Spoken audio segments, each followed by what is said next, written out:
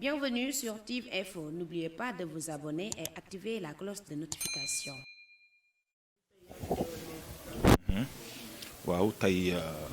ñoo fi teewal monsieur le maire Mamadou Diagne Sy Mbengue ci cérémonie remise de fourniture scolaire yi bi nga xam ni at mu jot dañ koy jox école yi nekk ci commune bi muy école primaire yi ak école préscolaire yi pour jàppale parents yi ko comme ni nga ko waxee sànq ci tubaab nguur gi moom moo dénk gox-goxaat yi ay domaines yoo xam ne ñoom ñoo ko war a doxal te ku ne xam na ni mooy doyul kon pour jàppale parents yi ci fourniture nga xam ni dëgg yàlla lu métti la ci parents yi ak yére yeeg ak inscription yi nguur gi jox enveloppe boo xam bu ko joxee commune bi def ci jënd ay fourniture jënd ci ay matériel yoo xam ni danañ ci mën a raxas école bi affaire yooyu daal di leen koy jox pour dimbali leen léegi at mu jot ñu def ko jox ko école bi ñu jox ko après élèves yi ba ñëpp gis ci seen bopp. waaw mën nañoo wax ni yeexul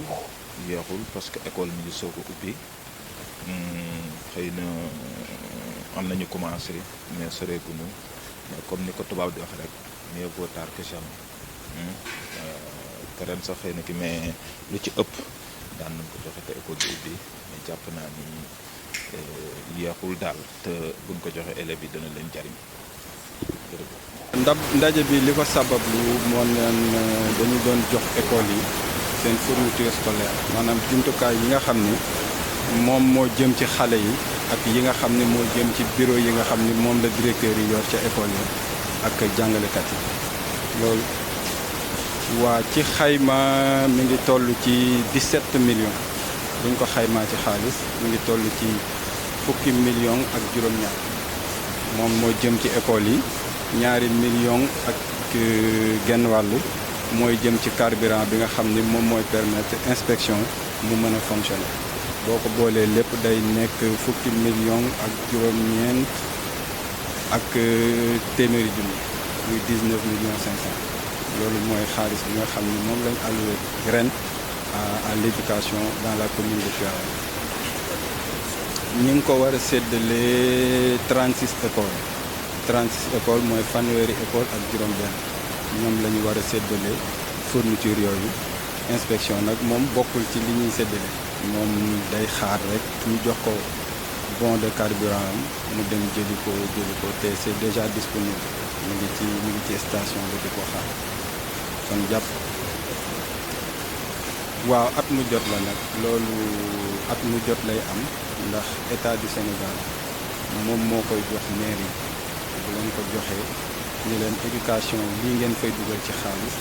li ngeen fay dugal fii lay dem ci fourniture fii lay dem ci carburant comme ni nga koy defee éducation noonu la koy defee ci santé noonu la koy defee ci sport noonu la koy defee ci environnement ak domaine de compétence transféré yëpp noonu la koy defee donc boobu ba léegi ñu ngi koy def mairie yu ñu jiitu tamit ñu ngi ko doon def donc du ren lañ koy doog a def at mu jot dañ koy def te at mu jot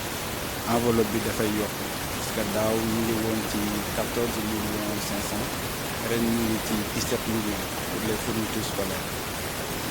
donc boo gisee di nga gis ni am na bon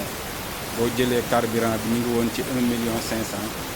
léegi ñu ngi ci 2 millions 500 ren donc boo defee le tout day nekk 19 millions 500 ren contre 17 millions 500 daaw donc kon da ngay gis que ni jéego yi toujours ñu ngi am. bon cérémonie bu am importance la parce que chaque année dañuy dajale les directeurs d'école ñu xam te ni dañoo am benn collectif muy CODEC Tivaouane ñëw rencontrer le maire pour jël fourniture école yi ku nekk xam na ni intrant bi gën a mag ci école pour atteindre la qualité mooy les fournitures ndax xale bi bu ñëwoon école fekk fa ay table fekk fa ay mur bu amul jumtuwaay yu muy jàngam di sotti kon intrant la boo xamante ni nii bu ëpp importance la ci école moo tax chaque fois bu maire joxee information ni fourniture yi disponible na directeur yëpp dañuy mobiliser dañ ko yàkkamti sax pour mën a teel a ñëw mën a jot fourniture ndax comme ni ñu koy waxee bu ñu sañoon jour de la rentrée day fekk matériel yëpp ay disponible heureusement bi école ubbee ak léegi benn semaine rek la kon je crois fourniture yi teel naa ñëw bu ko ko defee incha allah collectif directeur yi nag dañu daal di daje procéder à la répartition bu ko defee à partir de samedi toutes les écoles seront convoquées directeurs yi ñëw jox leen seen i fourniture yu yóbbu ce qui fait que dès lundi incha allah ñoom it au niveau de chaque école directeur bi procéder à la répartition distribution waaw.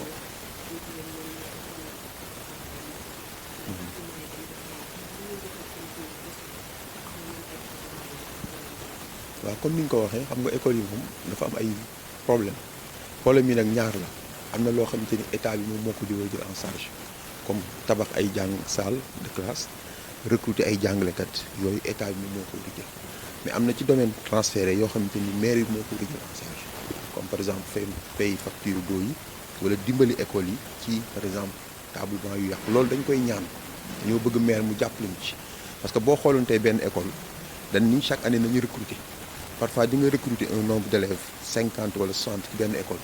mais doo am table banc yoo leen jox pour ñu toog mais boo duggee ci classe yi ci ginnaaw di nga gis table banc yu yàqu